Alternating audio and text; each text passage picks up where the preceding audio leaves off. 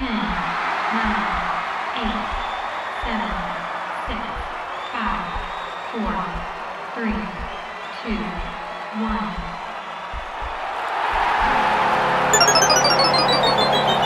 Game over.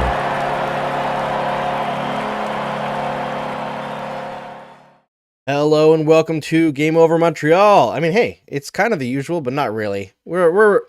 It's a lot different than when we said we're covering another Montreal Canadiens loss earlier in the season. This is a fun team to watch now. It's not shitty hockey. And, I look at the stream chat already. There's some complaints about officiating. Yes. Listen, it has not been their best selves over the last stretch here. And, Gord Miller had a thread on that, we'll talk about it, but let's get my guest in here first. I've got Dylan Waugh from, Eyes on the Prize, the Habs Statistician podcast, and Hockey Unfiltered. How's it going, man? I'm doing very well. How are you? I'm doing great. Good. Another Canadiens loss, but it was almost a win this time. Yeah, I mean, I'd say a lot of people might see it as a missed opportunity considering they had that full power play with the four forwards out there, and they're a little bit static, frankly, with the four forwards out there. I wonder if they were a little bit too worried to make a mistake because it was a bit of a gamble by St. Louis and Burrows to put out four forwards on a power play. But I don't know. Looked like they had some good looks in overtime, but weren't able to finish it off. Dallas Stars, I think, overall had the much more dangerous scoring chances in that game. It seems like the Canadiens, they always had, passes bouncing over sticks. It was very similar in a lot of ways to the Arizona game where they were doing good things, but they couldn't complete as many plays as the Arizona Coyotes did on their very few chances, except for Caulfield and Suzuki, who were once again absolutely electric and the number one reason to watch this team right now. Yeah, and I mean, I want to point out as well in Suzuki's goal, the assists were Caulfield and Romanov. So, I mean, that's hopefully your core. Like we talked on the Habs about how Romanov may or may not turn into anything because he was really languishing under Ducharme. But another guy who, he's not afraid to make mistakes. He's just looking like the player that we want to see. We don't need a perfect defenseman, but we need somebody that's going to, I don't know, do something. It's like that meme. Yeah, I don't know. I feel like there's been a couple people pointing out recently that Romanov was languishing under Ducharme, but I feel like he was one of the only young guys who was doing all right under Ducharme. The issue was that he was coming from such a low spot that just looking okay had everyone in the beginning of the season. Like, I remember the first half of the season, people were like, oh man, he's taken huge strides forward this year.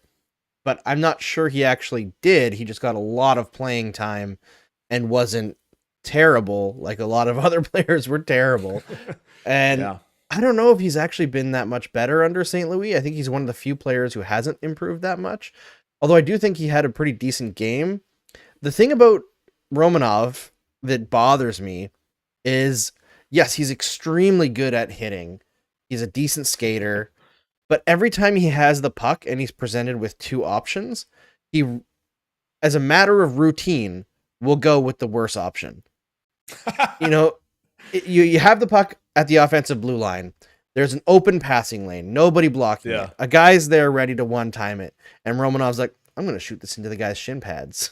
It's just that kind of stuff really bothers me. And if you want to be a core piece of a rebuilding team, I just feel like you got to have a more cohesive skill set than he has. And I'm not seeing it yet. I want to see what St. Louis and Co. and their development program that they're bringing in can do with him, because he's not too old to salvage something, but I'm not sold on him yet. I think that the idea that he was doing very well under Ducharme is largely in part to big event bias, which was, like you said, the people would see him just ending people in hits, right? Yep. But same as Emelin, numbers, right? Emelin was so fun to watch. I mean, he was a disaster, but he was fun to watch, right? But so you get that big event bias, which is that Ducharme wants Romanov to play a certain way. Now, all of a sudden, what I'm seeing is different, is that he's rediscovering, or at least attempting to rediscover, that offensive side of his game.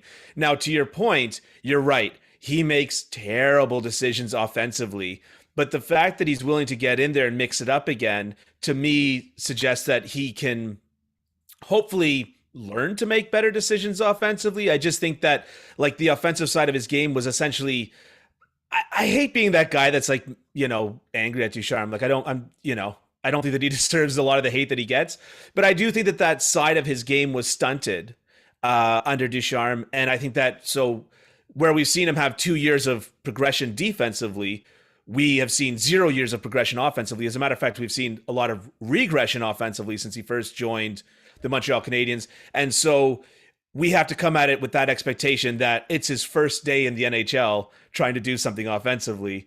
And so the mistakes don't really bother me as much, especially in a rebuilding year. Make lots of mistakes and lose us games and get us a great draft pick. But that's what I think is, in terms of, yeah, you're right. Like, he wasn't destroyed under Ducharme. I do think that there were strides made in his game, but we're seeing him try to retap an area of his game that we were excited about when he first got drafted and when he first came over to Montreal. Yeah, it's going to be interesting. I feel like, I don't know if I want to blame Ducharme for how that whole thing went so much as the Montreal Canadiens as an organization value defensemen who played a certain way under the last regime, right? Yeah. And that's changing now very clearly. I don't think you would have heard Mark Bergevin come out publicly at a trade deadline where Brett Kulak is an unrestricted free agent at the end of it and say, "Oh, we really value him. We're not looking to trade him right now." Like, that Kent Hughes actually sees the value in Brett Kulak is like, Yeah. huh? Okay. Yeah. I mean, that's interesting. Didn't think you did, but that's great. So Yeah.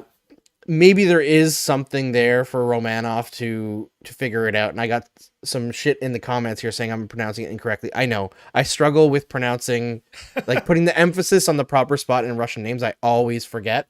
So give me a bit of a break there. But yeah. I got in trouble from my wife because cow in her language is inkomo, and I taught it to my daughter as inkomo, and like it was a scandal in my in-laws family. So we do our best, we try, but ultimately we're English speakers, right? Yes, we will make mistakes. I mean, you see Russian players, like there was a thread a couple weeks ago by Slava Malamud, and he was talking very different than Slava Voinov, who sucks. Slava Malamud talking about Russian pronunciations and like how certain consonants together sound different than what we would say in English. And one of the ones that he was talking about was a ZH. And he was saying that in Russian is not like za, it's like giraffe G. So J. So I was like, we were supposed to call Alexei Zhamnov this whole time, and nobody said anything. So there's just Russian players that we've mispronounced for years and years. For the commenter saying that my shirt is awesome, yes, it is. It's a very Montreal shirt. You can get it at plb-store.com. Great Montreal-specific stuff. I think there's a Toronto section on there too. So check that out if you have an inclination to buy a cool shirt like this. Moving away from Romanov, Jake Allen. Man, oh man. I know you're a goalie guy too. Yeah. Coming back after so long on the IR and pulling out that performance. What? Like, he would look like a man on a mission out there tonight. Like, he was fantastic. Yeah. A lot of his instincts were really good. Like on that 3-on-1, which is of course the big highlight reel save, right? He was at his left, he moved to his right, and then had to move back up to the slot. Now, he was at the goal line when he moved to his right, and a lot of goaltenders, you see them cut across the goal line because that's the shortest distance, right? So our heads, the way that it kind of processes that is, I need to move to my left, but we're not looking at this as X and Y axis together, like when you're kind of in that moment. And the fact that he moved forward and picked up space put him in that situation where his glove was in a good place to make that glove save because he was trying to buy himself space again. It's just like little instincts like that. The fact that that's still alive and well in a player that has not been in a game type situation for a long time, I'd say bodes very, very well for Jake Allen. It's he put up he really did. He put up a heck of a performance, got me out of my seat more than a couple of times, and scared the life out of me after that goaltender interference. And he went to the bench, and I'm like, we just got him back. But other than that, like, yeah, you're right. That can't not enough good things to say about Jake Allen. Yeah, I mean, I feel bad ripping on him because he's really been dealt the short end of the stick in his tenure in Montreal. But watching Jake Allen's footwork compared to Sam Montembeault, it's a world of difference. Yeah. One is much more calm.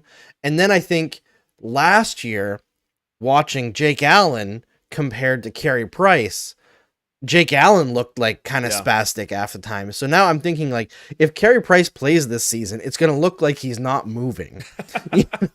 We've been conditioned for so long watching these Montreal Canadiens to expect Carey Price style goaltending, which is just so smooth and fluid. It's just, I don't even know how to describe it other than that. It's like the finest sand dripping through your fingers when you pick it up on the beach. That's Carey Price goaltending, right? And then Jake Allen's a little bit less controlled than that. And then everything else we've seen this year between Primo and Montembeault has been something else. Now, I think Montembeault had a good stretch here, and I know a lot of people believe in his potential. I think he's at most a backup going forward.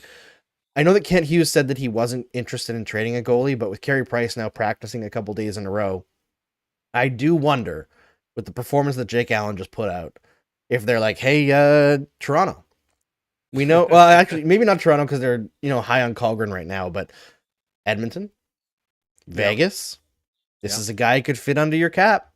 He's got a very digestible contract. He's played in the playoffs before. He's won a playoff series before. Heck, he's stolen a playoff series before. He's used to high-pressure situations. Maybe you might want to part with a first-round pick. We've already got 2. May as well give us a third one. Let's get all the first-round picks. Exactly. No, I mean, Jake Allen, I'd actually forgotten about this, and then our mutual friend, other goalie guy, Paul Campbell, reminded me that Jake Allen during the Tampa Bay, St. Louis, the other team that wears blue, during the St. Louis playoff run, Jake Allen was studying the styles of the opposing goaltenders and then mimicking those styles in practice so that the shooters could see. So even if you have, like, if you're Vegas and you know that Leonard's presumably going to come back and presumably going to be your number one. I mean, the fact that they didn't start Leonard after he completely stoned the Montreal Canadiens in his first game, they didn't start him in the next game. Like, that's why they lost the series, right? Forget the little bobble that Marc-Andre Fleury made. I mean, the mistake was already made in not starting Leonard. But my point is that if you're a team like Vegas, then you know that worst case scenario, Leonard's not ready and you bring in Jake Allen. And best case scenario, Jake Allen does what he did in that playoff series and actually helps your shooters acclimatize to other goaltenders. Now, something that I'll say about what you were just mentioning about how you looking at Jake Allen this year is he looks like a lot smoother, and you're wondering about Carey Price. I will say that Jake Allen, from what I've seen, is a lot smoother this year. I've never been hugely impressed and sold on Jake Allen as a goaltender since St. Louis into his Montreal days. But whatever he worked on in the offseason, he is a completely different goaltender than I've ever seen in his career. And regarding Montembeault, what you said he's going to be at best a backup. You just have to put a positive spin on that. You just have to say it in a nicer way. He's going to be a backup. And because I don't think that people thought that he was even going to be that much. And I think that Monty could be a decent backup in the NHL. Now, I don't think he's ever going to be a starter. But the thing is, you're right, his footwork is odd, but he's always ahead of the play in that situation. And what I've learned, because I coach goaltending here in Toronto, is that getting people to understand how to beat the play is not as easy as you'd think it would be. No, it's like I'm the doing hardest a simple thing. drill. Right, I'm doing like a simple drill. I've got like one guy behind the net, one guy in front of the net. It's just like pass from him to this guy, shoot. And the goalie's waiting and chasing the puck every time. And I'm like, look, man, this is the goaltender equivalent of a sphere in a vacuum. There are no extenuating circumstances here. You know where he is. You know where he is. All you have to do is beat the puck to that shot, and then you'll be in a good position to save it. And they still, every time, certain goalies, not all of them, not all my students suck, but they still will every time wait for that puck and chase it. And Monty's ahead of the play. So he makes weird save selections. He's not the best skater in the world. But at the same time, how much do you need to fix when he's already ahead of the play 90% of the time? Yeah, that's it. It's something that's worth it. You're right for pointing it out. I will say we're gonna talk about the game a little bit more, but I do want to shift gears a little bit and talk about the Ben Sherratt trade, just because it is a huge bit of news, and I know that I haven't had a chance to really talk about it too much because it happened in between games. So let's. No, he was held out against Arizona. I haven't talked about it. I was like, did I talk about it? No, I didn't. So let's talk about the Ben Sherratt trade, and then we'll circle back to the overtime and the power play and Caulfield and Suzuki a little bit. Okay, so Ben Sherratt is traded to the Florida Panthers for Ty, Smolanic or something like that. I'm glad you're the first one to take a kick. I at know. that, They pronounced it on the broadcast, and now because I keep on when I type it on Google, it auto completes as Similac. And I'm like, no, it's not the baby formula. I think it's Smolanic. Smolanic. Yeah. So Ty Smolanic, who has a very similar profile to the guy they got, Emil Heineman, in the Toffoli trade. Also a first-round pick in 2023 and a fourth-round pick, I believe, this year. This trade is such a friggin' home run. It doesn't, they still have to make bank on the pick, obviously, or use it to get another asset. But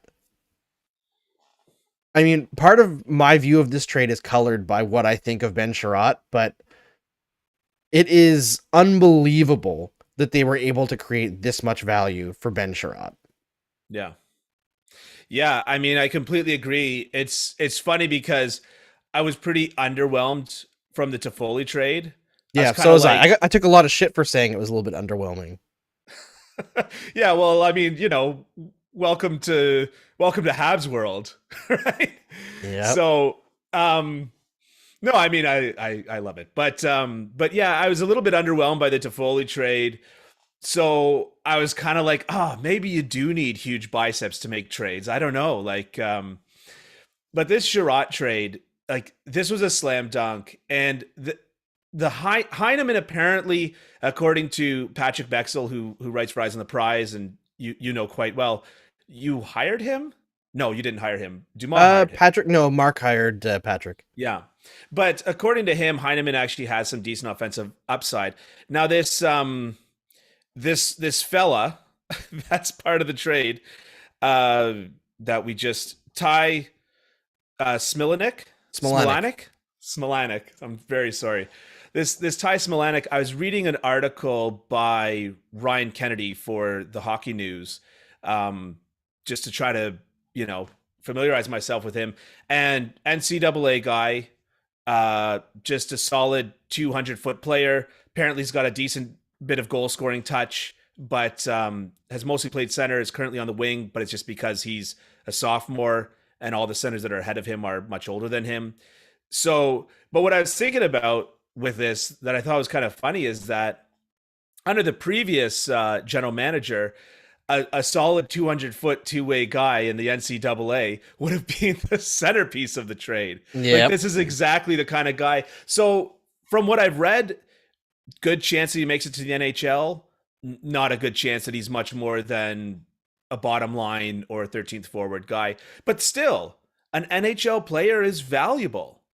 Yeah, I think the way I've been seeing it described is at a high point, you hope he becomes a Jake Evans with a little bit more offense and a little bit less defense. Which is hey, that's a player that can plug a hole, whether it's short term or long term. Those giving yourself the most possible chances to have players like that who, I mean, this kid's a goal scorer, that's for sure. And so is Emil Heineman. That's his number one thing is his shot. So bringing more of those kinds of prospects into the organization gives them something to work with. And with the plan that they have to really beef up the development programs that, don't really exist in the organization, where their development program up for the last 10 years has been sink or swim. It's up to you. And if you do that, a Brendan Gallagher is going to figure out how to do it. As Nick Suzuki is going to figure out how to do it, because they're incredibly hard workers, dedicated, and they're going to find a way to be effective in the NHL. But some guys need a helping hand. They need help with what to focus on. What do you need to do to become a full-time NHLer? And the Canadiens just have failed at finding ways to help their prospects do that. That's why I'm really interested to see over the next few years how many of these guys hit, because if the Canadiens can start increasing their hit rate, even if they're not getting stars, they become a far more dangerous team, because you're not spending $3.4 million against the cap to bring in Yoel Armia. You don't have to spend for that kind of player. You can just create them yourself. And that's the big thing. To be honest, the proper way to pronounce the IC in Smilanic is the same. Okay, same as Buchnevich, so it's Smilanic. Okay. Smilanic. Okay. You made me think of a joke. Do you know what the odds are that a prospect would make it to the NHL in the last administration? Low. Worse than the league. 50-50. They either do or they don't. Very I good. had a friend text me when we signed this Nicholas fella to be the Montreal Canadiens head of prospect development, right, or player development. And this friend texted me and said, "Why is Habs Twitter so excited about this A skills coach? A skills coach, right? Like it's such a minor hire." And he's a Toronto fan, obviously, because I live in Toronto, the hated city, right? And I said, because the last three guys in charge of developing players was Michel, Claude, Dom. Yep. We didn't have anybody develop these players. And now you can say what you will about Michel Therrien or Claude Julien or Dom Ducharme? Dom Ducharme. It's already blocked from my memory. You can say what you will about them, but whether they should or should not be NHL coaches, or how good they are and competent they are. But at the end of the day, nobody ever, none of them put on their resume, I'm a development coach. Yeah. They're NHL head coaches or NHL assistant coaches or whatever you want to call them. So the fact that the Montreal Canadiens went, hey, maybe one fella that, this is maybe their not all job. people wearing a tracksuit are the same. Yep. Right? Yeah, you have to have people who specialize in different areas, and the Canadiens for far too long have ignored that. So on this Sherratt trade, I think the biggest key, as much as Smilanic is an interesting prospect, is that first round pick, because not only is it a first round pick, it's a first round pick in 2023. And now nobody believes that the Florida Panthers are going to bottom out next year after how good they are this year. And I know people were freaking out because it's not lottery protected or top 10 protected. It's an unprotected 2023 first round draft pick. So, hey, you know what? Not going to be an issue. Things can happen. If everybody gets injured for them and the division gets a lot better, sure, maybe they could get a higher pick, but most likely it's going to be in the 25 to 32 range. Yeah. Just because of how good the Panthers are, and they seem to have their heads on straight, except for whatever they were thinking with this trade. But as much as, maybe a 32nd overall first round pick doesn't sound like a big deal, having the ability to add picks together and possibly move up in next year's draft is going to be very huge. I think that there's obviously a lot of depth in this draft, so getting a lot of picks in the first and second round is huge anyway, because there's a lot of really good players in 2023, but there's definitely tiers in this draft that if you can trade just into that tier, it makes a big difference, right?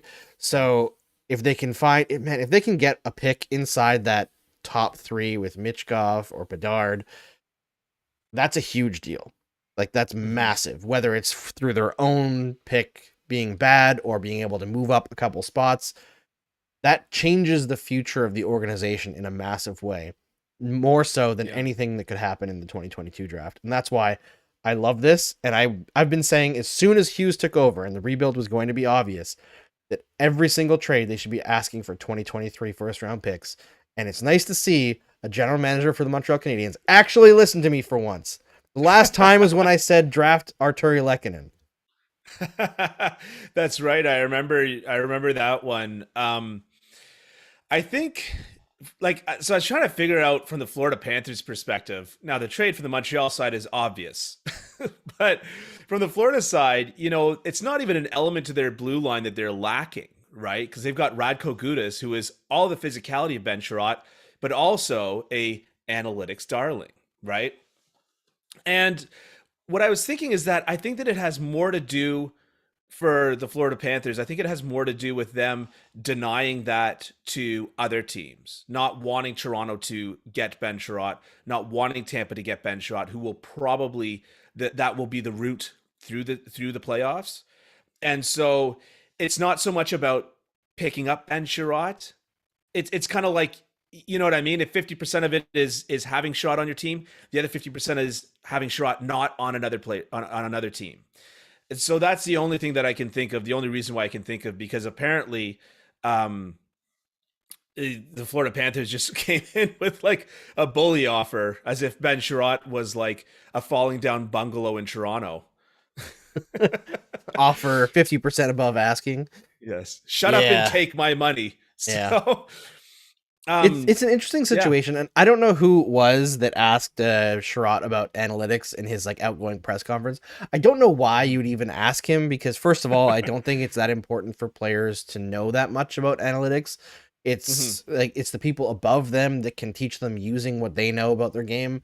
It's implementing them, not like if a player doesn't know their Corsi, I couldn't really give two shits. Like it does not matter, and it shouldn't matter to them. That's not what they should be thinking about when they're out on the ice. But for people who are like, oh, well, Sherratt, all the analytics people don't like him. You don't need analytics to criticize Ben Sherratt's game. And I don't want to like crap on him on his way out the door, but just to give context to what the Canadiens sold here, he's like in the bottom 10 for all defensemen over the last 3 years in just straight up goal differential at 5-on-5. Like, they get massively outscored while he's on the plus ice. minus? No, not plus minus, because plus minus includes empty net and shorthanded situations. I see. Or shorthanded goals.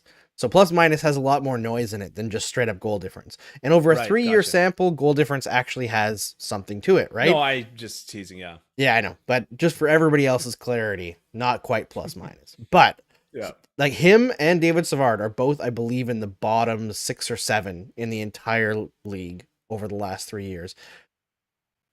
It's a bad impact player. And yes, he plays high leverage minutes against high level competition, also with very good average teammates. It's like, yes, he plays tough minutes, but how bad would everyone else have to be in those minutes to justify him playing those minutes when he's getting pumped, right? So as much as he's a good room guy and maybe a good leader, this is such a big win for Montreal. It's hard to even overstate it. I mean, we just saw Rasmus Ristolainen sign 5 years by $5.1 million. And with players that bring that style, that have that kind of edge to them, and that's pretty much all that they bring, I would call them like a nice to have. Like when Montreal got Douglas Murray in, I believe they gave up like nothing for him, like a 4th round pick or a 5th round pick. And he wasn't just it sat a there UFA signing? Douglas Murray? I thought that he was at the trade deadline, but if he was a UFA signing, then again it was low. But the point is that they sat him. They brought him in for a Boston game.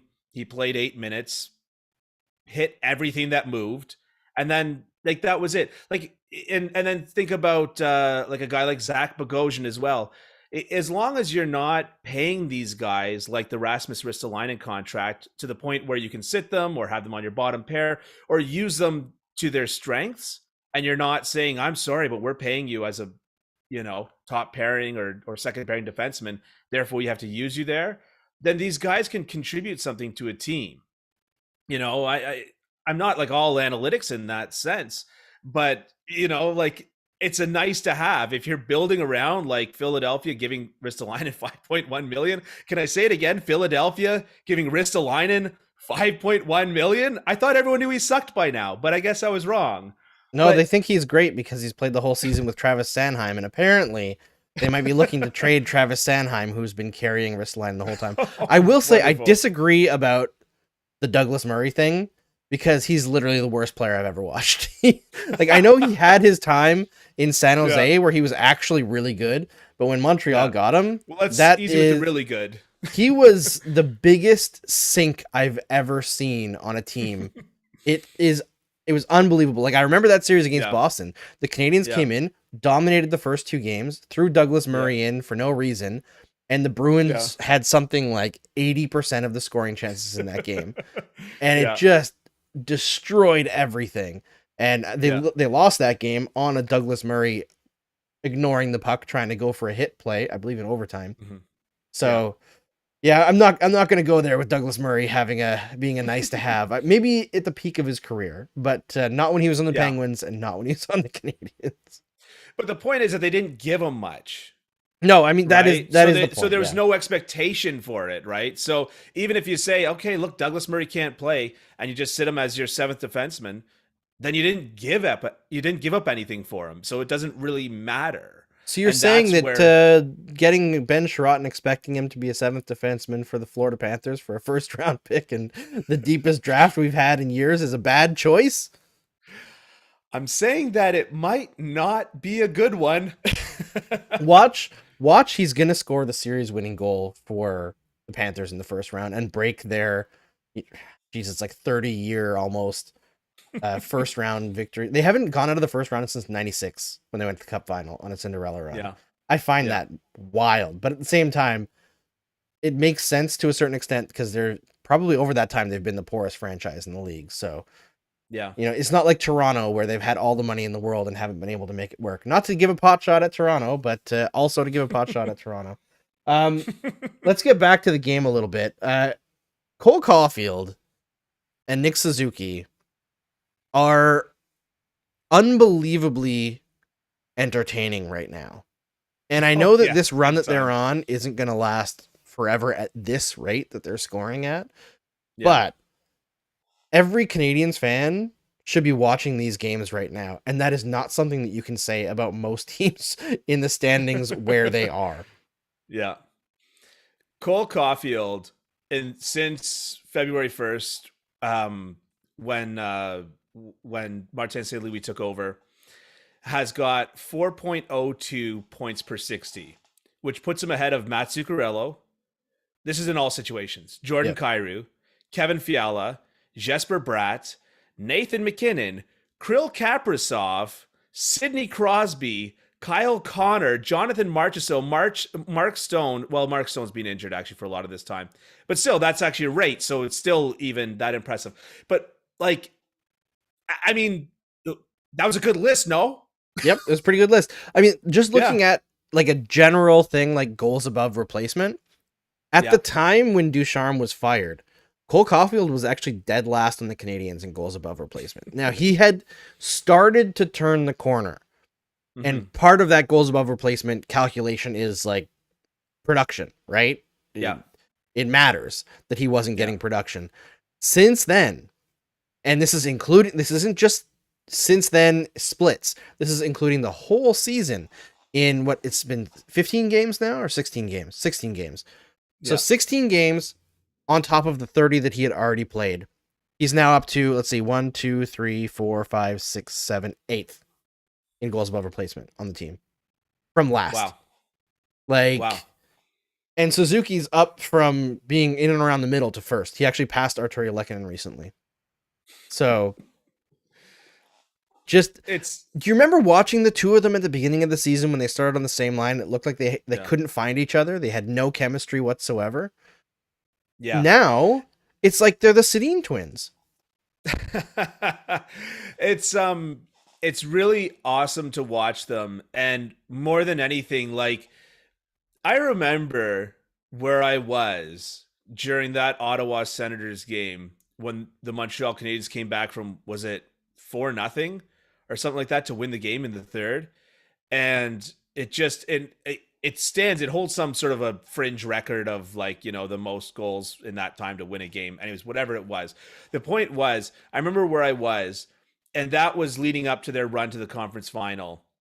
That game kind of solidified the team that would make that incredible Cinderella run. Yeah.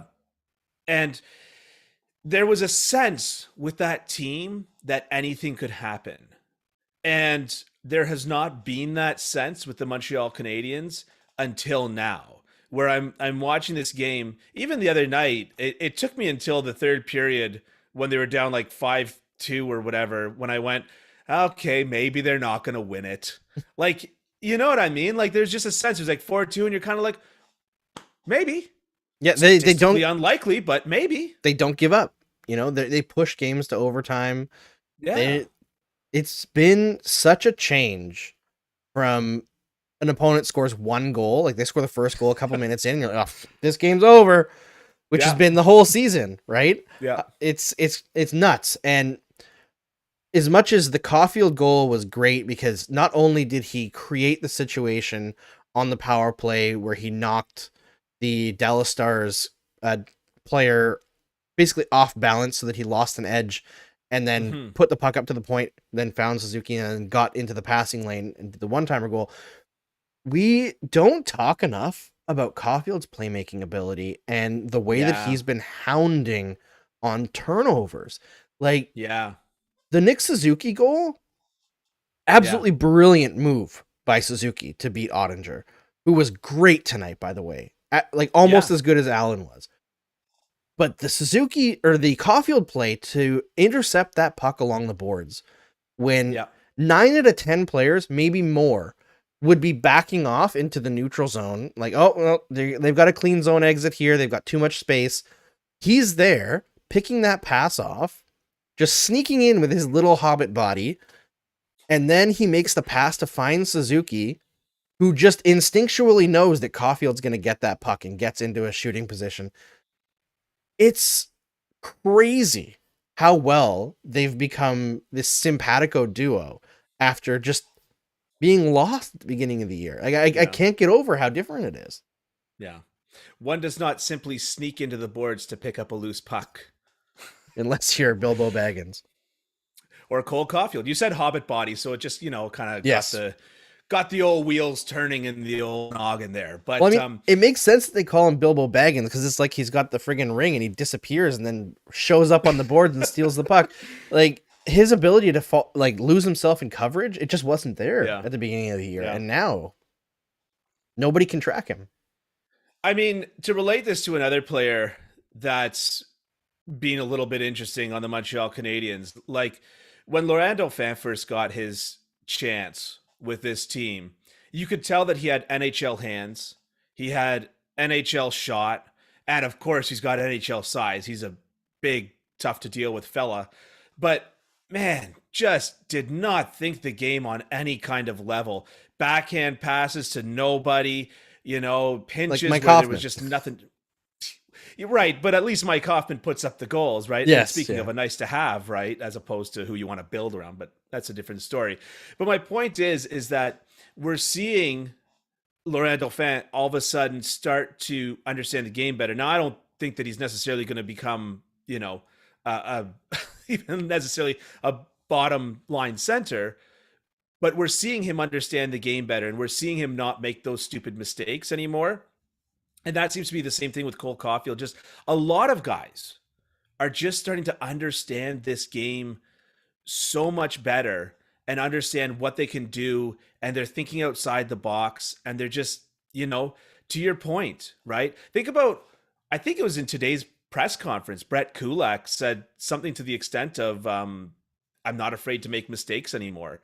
And I can just, and you go back to when Kulak played with Jeff Petrie, they were statistically, by Corsi and expected goals for percentage, the best defensive pairing in the NHL.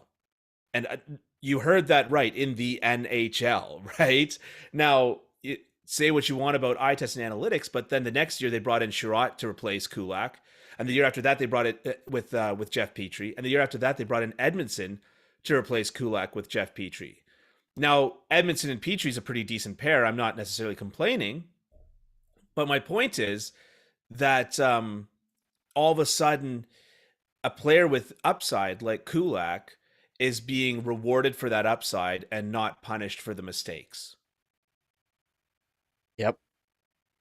Yeah, it makes a huge difference. And that difference is going to filter down to every kid that makes the team as well. Like, I want to see after the deadline, when some players are moved out, I want to see what Jesse Ylonen looks like under Marty St. Louis. I want to see a few different players from Laval just to see. I'm kind of sad that Paling is out indefinitely because it seemed like he was really starting to take a step and he was getting a lot of minutes. You know, obviously I don't think he'd get first line power play minutes now that Dvorak is back and he's going to fit better in that spot. Another guy who had a great night tonight after being out for so long. This is the thing that I keep on harping on about what this team could be and the building blocks that are already in place. It makes no sense that they're competitive right now. Like it makes no sense. And they're not just winning games like the Coyotes have been lately where they're shooting like 40% at even strength. Like they're actually outplaying teams for the most part. And even when they're not, they find ways to get back in it. They have like these short bursts where they're just unbeatable. The fact that they've been doing it with one, top 9 center. Suzuki's been the only guy almost the entire time under St. Louis. Jake Evans, I love him, but he's a 4th line center. He's a very good 4th line center. Laurent Dauphin, again, if he makes the NHL, he's a 4th line center. I think he's more of a 13th forward. Rem Pitlick, I like him, but Rem Pitlick is a winger more than a center to me. Yep. So the fact that they've been competitive at all with one guy who's part of that core down the middle it's just nuts. And now that Dvorak's back, I'm interested to see how good this team can be down the stretch. And I know people want to maintain as high of a pick as they can get, but I think the value you're going to see in the young players and the confidence level in St. Louis and each other is actually worth more than the difference between like 1st and 4th. And they're not going to go too far above. I don't think they can even catch like the 5th best team in the league, no matter how well they play down the stretch. So there's not really much risk there. Corey Schooneman, I should say, scored his first NHL goal tonight, which is awesome because he's a guy who has been just extremely solid, found money for this organization.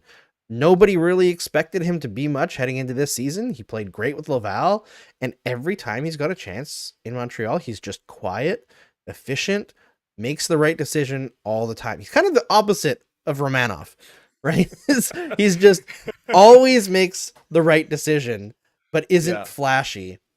And so I really like the guy. I think he's got some NHL level potential. How high in the lineup? Not sure. Might just be a 3rd pairing guy, but decent. I think he's found money. I think that it's just like that joke that I made with Montembeault. Dare I make it again with you, which is you just got to say the same thing with a more positive spin to it. This guy could be a 3rd pairing guy. Oh no, it is a positive spin. Yeah, because this is what we've been paying for depth on the Montreal Canadiens.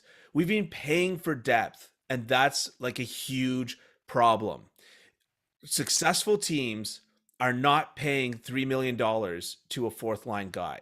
Yep. Successful teams are not paying $2.5 to $3 million for a 3rd pairing defenseman. If you can get somebody, and going back to Brett Kulak, if you can get somebody like Brett Kulak, who was got for nothing, Renette Valiev and some other fella, if you can get a guy like that for virtually nothing and pay them $1.8 million, I think, which is what Kulak's making, and have them be an excellent 3rd pairing guy, that's what you need. Good teams are not paying Joel Armia's $3.4 million. It's just not what they're doing. So to your point, Jake Allen's now making a reasonable contract. So maybe you move on from Samuel Montembeault, but getting these guys and giving them an honest chance to compete in the NHL, and deciding whether we can, like, these players aren't expecting a lot. Like, I don't want to sound like mean, but like Rem Pitlick is not expecting an 8x8. You know what I mean? On his next contract. So like, found money is just the perfect word, the perfect phrase for it, because that's exactly what we need. We need to identify that depth, and we clearly have aspects of the top end of the talent spectrum, and hopefully through the draft there's more. Obviously, rumors that Montreal is going to be going hard in free agency, so maybe there's a little bit more to that. But yeah, I'll take it every day of the week. Yeah, it's found gold, right? It's just Yeah. This is a weird thing about this situation with the Montreal Canadiens, and I keep on talking about it because it's just fascinating to me. The Canadiens are one of the worst teams in the league overall, although not lately. And they're not winning every game. They're winning enough. Like, they're winning half their games under St. Louis. Yeah. This is the happiest fan base in the league. Like, easily the happiest in Canada. Maybe Calgary is as happy because they're a legitimate Stanley Cup contender, and they're adding and they're making good moves. And they, like, Daryl Sutter is just a phenomenal coach. Like, they've got so much going for them. Jacob Markstrom is pushing Mika Kiprasov's records. Fantastic there. And they have Tyler Toffoli. Who wouldn't be happy? But the Montreal Canadiens have seen an absolute roller coaster of a last year, right? Stanley Cup final miracle run, terrible draft, and then everybody who was holding them back gets booted, and they have actual hope. And you'll go through a half season of terrible, and you get this. But let's shift gears to the officiating, because we've got a lot of people talking about it in the stream chat. We have to mention it. Like I said off the top of the show, it hasn't been the best month for NHL officials. And I alluded to, Gord Miller had a thread on Twitter yesterday talking about how officials have been held back this year because there have been some major injuries that have forced officials to be overworked, both referees and linesmen. There have been big retirements. There have been, lack of young officials coming up because, people just don't want to do it because it's a hard job. Yeah.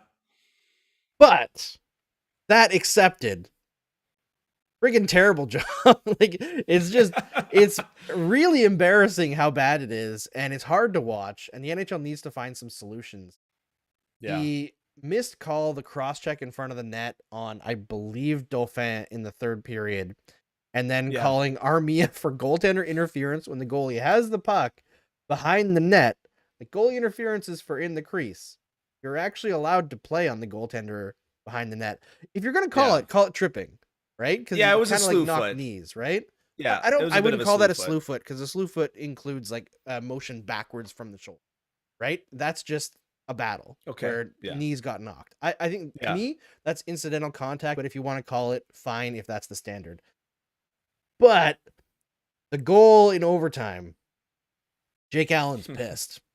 Now, I turned the TV off right away and started setting up for the stream, so I didn't see that it was actually reviewed until I saw it on Twitter. But it sure looked like very clear interference from Tyler Seguin. And I think Jake Allen has every right to be mad. My thing is, though, if you're a Canadiens fan, this is a great year for all of the calls to go against you. Yeah. A great year for it. Yeah. Yeah, I mean, I completely agree. Like, it's almost like more satisfying to lose that way, and then it's like you get to tank, but still in the back of your head be like, we were the better team, we should have won, even though statistically the Montreal Canadiens had 43% of the expected goals for percentage. Am I getting that right? They weren't the better team tonight. They weren't the better team. There was a period of time where they were the better team. Dallas was much better in the first period, but I thought Dallas actually had nothing going in the second period until they missed the call on Lehkonen and then gave the call to Dallas on a pretty chintzy play that gave them the power play goal, and then they just really ramped it up at the end of the period. So, something that you can influence the game. Yeah, something that I love about the Bell Center, and you hear it to a lesser extent in other arenas, but the cheers after the fans see a call followed by the immediate boos. Yep. I don't think that you hear that in other arenas quite as pronounced. Ooh, in the game.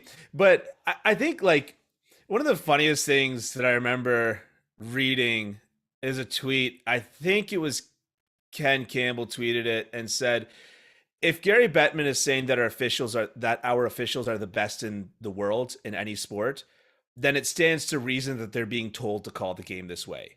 Yes, Which means that there is a systemic issue. Yeah. And it's not. And I think that like the average fan, like, I know that last year in the playoffs, Montreal fans were showing every time that there was a whiffed call from a Leaf player cross-checking a Hab. And I'm like, come on, guys, like you've got a team with Edmondson, Sherratt, and Weber. Like, yeah, they're cross-checking more than the Leafs. Yeah. It just is true. There's going to be missed calls, and I think that for the most part, fans can live with those missed calls. It's the calls where it's actually reviewed and actually seen, and actually those are the calls that are hard to live with. So going to the goaltender interference call that Allen was pissed about, there was an intention for a stick lift. Now, I actually don't know what the rules are around a stick lift. I do know that you're not allowed to initiate contact with a goalie outside of the crease. And the inside the crease, even if the goalie initiates contact, it's still interference. Yeah. So let's say that a stick lift is a gray zone. The fact is that stick didn't just lift, it hit his blocker. Yes. And any time that the stick goes into the hands, even a little bit, these days that gets called. This isn't our good old days, Andrew, right? This isn't the Chelios days, right? Where you could it's just open season on slashing and hooking guys' hands. Anything in the hands gets called these days. And so maybe he could have gone for the poke check. Maybe he couldn't have. But at the end of the day, the stick was in the hands. That seems like just an obvious call, regardless of whether he was in the crease, outside of the crease, any other circumstance.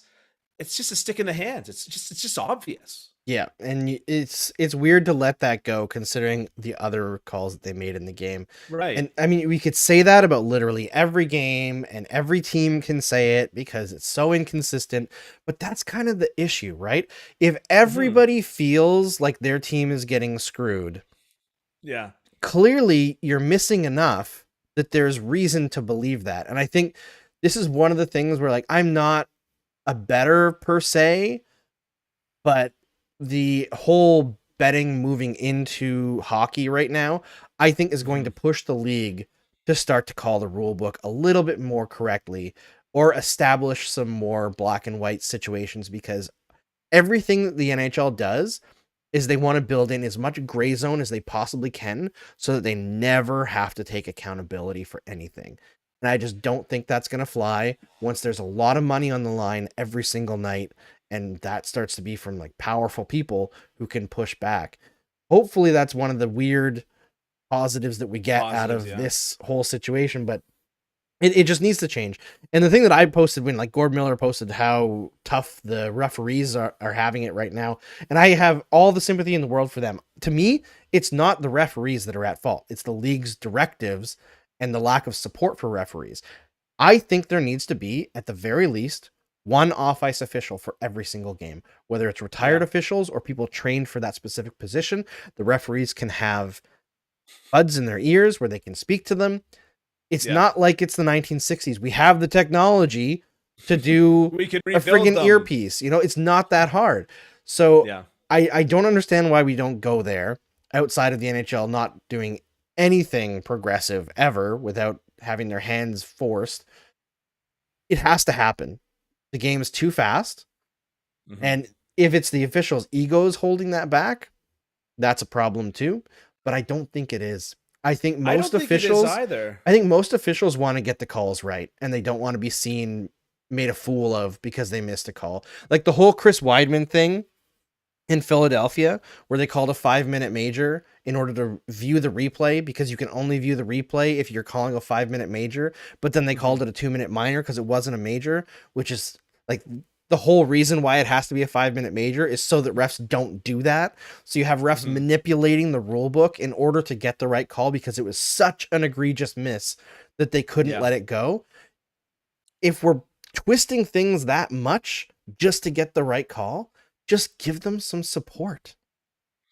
The NHL, I completely agree with you, and in a broad stroke setting, like I think that officials would support an off ice official. I can't imagine that they wouldn't, because it creates jobs in their industry, and that's ultimately just better for the industry. Like would you be mad? You know, you write for the Gazette, you host for the SDPN, right? Would you be mad if the Gazette turned around and said, you know what, we're gonna hire more writers? Like, you wouldn't be mad, because it's an industry that needs more jobs. It doesn't necessarily take away from you. I Exactly. almost look at the NHL as like a 2010 iPhone user, where they just have their own little world. Yes. I love how you got that immediately. I didn't even have to explain.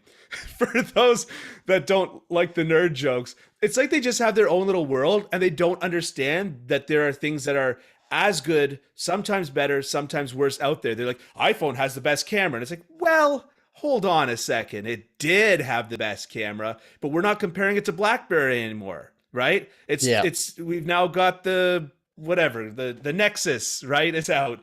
So I think that your point about gambling is well made, because sooner or later somebody who's big in gambling on football and big in gambling on basketball is going to walk in and say, nope. I know you guys have done it the same way. The NHL's had the same president since the 90s. Like, Yeah. that's It's practically too my long. whole life, right? Somebody's going to walk in and say, I don't care how you've been doing it this whole time. You want me to put hundreds of thousands of dollars on your games every night? There's no way that I'm leaving it up to this. And that's my point as well, which is that I think that people, okay, a tripping is going to get missed. That's the hey, boo kind of thing, right? But when you actually send it to Toronto to review the goaltender interference call, and you watch a guy standing in the crease hook the goalie's hand, and you go, yep, this is fine, and send it back, like, you did all of this work to make sure you got the right call. And like, I don't think that there's a Dallas fan alive that would agree with that call. I really don't, because it's crazy. So those are the calls that bother me, and those are the ones that need to get cleaned up. Hockey's a fast game, and frankly, I don't want the rule book called, because I like when a little bit of garbage happens in the game. I like a little bit of grit. That's what I love about hockey, and I'm increasingly in the minority here, but wouldn't bother me if the rule book was called. But like, my point is that it's those calls that really ruin the game. You're in overtime. You called a different city. It's not long distance anymore, but you called a different city where they've got a team of experts. And the best they could come up with was, yep. And then you got to think that that ref's got to go out there knowing that it's the wrong call. He's got to go out on the ice knowing it's the wrong call. I'm convinced he didn't turn his microphone on purpose, because he did not want to be heard even saying those words. That's like when the press secretary went out after the Trump inauguration and said, this is the biggest gathering of people in all time ever. You know you're wrong. You know you're wrong, and you had to say it anyways. That's crazy. Yeah, it's funny. I mean, they've got to change things up. And I always harp on it that we're in the last 6 years, we've had the 6th lowest number of penalty call seasons ever in the history of the game since it's been tracked, since the 60s. A few more power plays isn't going to hurt. We want scoring to go up. A few more power plays isn't going to hurt. And those power plays will go down once players get used to what they can't do anymore. And then even strength will be opened up again, just like in 2005. The people who are like complaining, like, oh, we don't want too many calls, always make me wonder, like, what are you watching? Because right now there's fewer penalties in the clutch and grab era in terms of what's called. Yeah. You know, like, we can do better than this. All right. One last thing that I wanted to talk about, we'll try to go through it quickly, is Claude Giroux played his 1,000th game for the Philadelphia Flyers, which is, great and sad, because he's definitely going to be traded. They're making a big deal out of it. Giroux, after the game, said that it was great and also terrible. That's not the exact quote, but basically what he said, it's like, didn't feel great, also was fun. But I look at Claude Giroux, and I've been stuck on this for the last couple of weeks. I look at his career in Philly, and I look at how he plays, his size, his impact on the organization, and I'm a little bit jealous, even though everyone in Philly is sad right now, that he's getting this farewell tour, because he reminds me so much of Saku Koivu. He is that same level of carrying them through a time that should have been more successful if they had supported him properly. You know, Sean Couturier is his Plekanec. You know, it's their parallels are incredible when you actually break it down. Giroux has a higher level of point production, but his teams were also significantly better. Fewer injuries, that too, but Koivu and Giroux are actually like really good comparables for each other. Underrated defensively, really dynamic on the power play. It's weird because I keep on watching this stuff with Giroux, and all I can think of is Canadiens fans deserve that with Koivu. Like, to say the long goodbye instead of the, shuffling him off to in free agency after one of the worst playoff series in the organization's history. Where he was, by the way, I believe their best player in that series. Yeah, I mean, even the level that they are within the NHL, where Claude Giroux is that little step below the elite players. Elite player. Yeah. And, I think that whole time, that early to mid 2000s time, was a weird one as a hockey fan, because like narratives took hold in a very powerful way back then. And this narrative that Koivu was no good took hold in a very powerful way. It even took hold that Sundin was no good in Toronto. And I remember I remember that. I remember a friend telling me years later, he said to me that he remembers saying that Sundin wasn't a true number one center. He wasn't a real number one center. And then after Sundin and Toronto parted ways, he goes, it didn't even occur to me that your team could just not have a number one center. And it's the exact same thing with Saku Koivu, which is that like the same narrative. Oh, he's not a true number one. Oh, he's not an elite talent. He's not this. He's not that. And then once we split up with Saku Koivu, it's like, oh, but like you can just then not have any number one center. You could just pay Scott Gomez twice the salary to do less, and lose Ryan McDonough.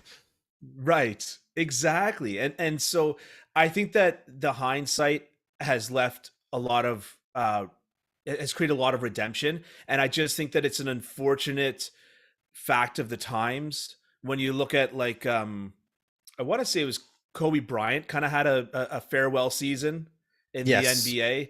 And like that's where it goes to the extreme, where the whole season was taken over by the Kobe Bryant farewell tour.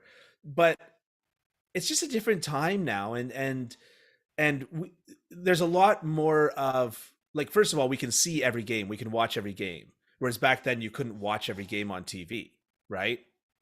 In the early 2000s, you couldn't watch every. Dark days indeed. We had the bunny years, right? We were lucky if we got Habs games on the bunny years. So it's just a different time, and because you can watch every game, because of Twitter, I begrudge to admit a good thing that Twitter's done, because of natural stat trick and evolving wild, because of all this stuff, we have so much more information as fans, and I feel like those narratives don't take hold the same way in a fan base to simply say this guy's a bum. And if you want the modern example, it's Jonathan Drouin, right? Because there is sort of a narrative amongst certain demographic of fans that say he's a bum, but there's a heavy pushback on that narrative as well that says, well, okay, he's not what we wanted him to be, but he's also not bad, right? We can see the numbers.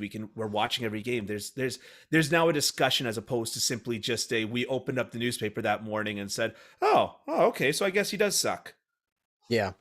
Yeah, and I feel like Drouin's biggest issue is that the organization sold him as the superstar center that they were looking for, right? And he was never going to be that. And I think anybody who'd watched him in the NHL before that knew that. And, I think people who didn't challenge that in media when Mark Bergevin started pushing that narrative should be a little bit ashamed, because from the out, it should never have been allowed to set that standard at the beginning. It was dooming Jonathan Drouin.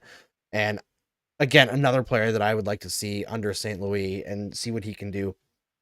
As for Matt Sundin, I want to circle back on that slightly because the idea that he's not a number one center, he was with the Maple Leafs from 94-95 to 2007-2008. Over that time, where do you think he was in points? League-wide. Top 5. Third. 987 and 981 games. The only guys ahead of him, Joe Sakic and Jaromir Jagr. In goals, he had 420, which was 5th behind Jagr, Solani, Keith Tkachuk, and Brendan Shanahan, current president of the Maple Leafs. So Matt Sundin was definitely a number one center. Is that good? It's pretty good. I think it's pretty good. Man, he is, Matthews will be, but Matt Sundin is the best player in Maple Leafs history. Not that it's a high bar, because they haven't exactly had very many stars. They don't do the stars in Toronto. They really they don't. They're the lunch pail team. That's why, I've been pushing back on, the whole identity of, this is a tangent that I shouldn't be going into. We've gone long enough. But Mark Bergevin's whole philosophy of building a team in Montreal, the lunch pail, hardworking, gritty team, that's not the Montreal Canadiens. Yeah. It's not the goddamn Montreal Canadiens. Yeah. That's the Toronto Maple Leafs. Does that describe Guy Lafleur to you? No. It doesn't even describe Lemaire. Lemaire had flair. Yeah. And I just, even Bob Gainey, I guess, but Bob Gainey could score.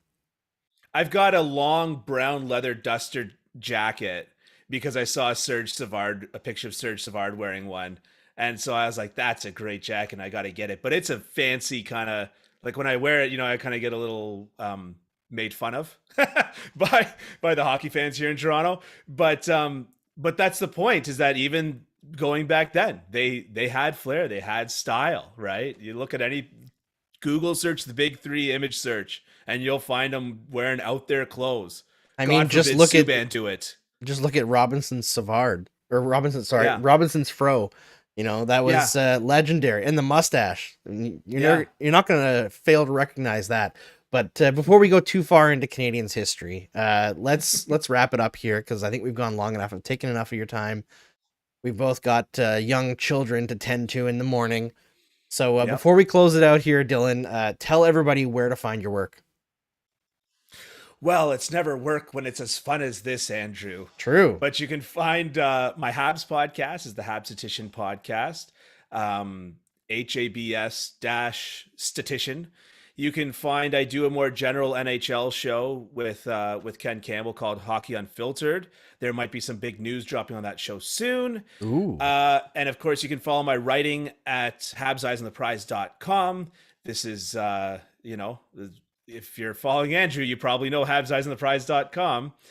And follow me on Twitter.